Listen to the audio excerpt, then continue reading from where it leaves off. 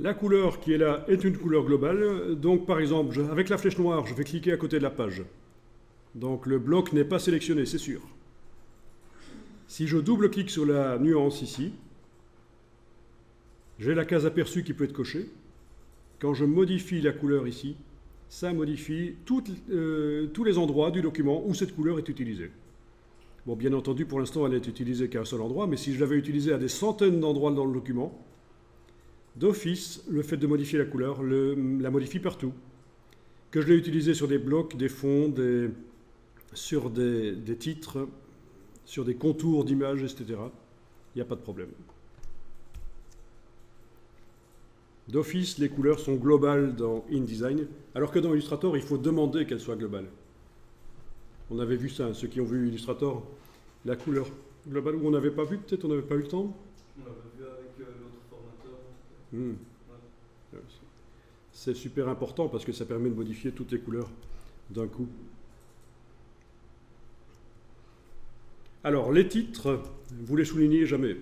Ça, c'était dans les années 80 qu'on soulignait les titres, et encore.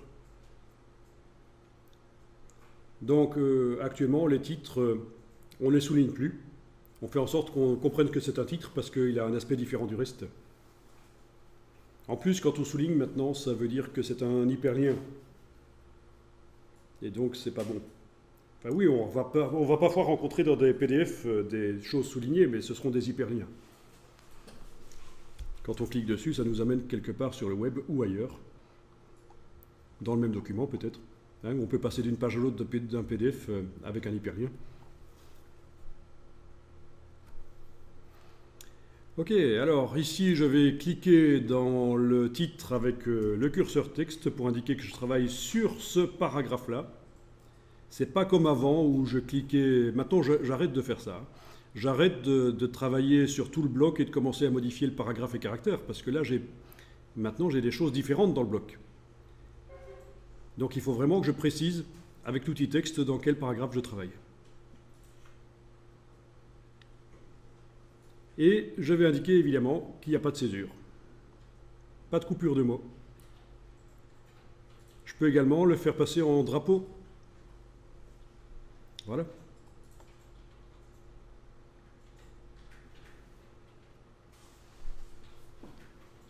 Donc, décocher césure, faire passer en drapeau.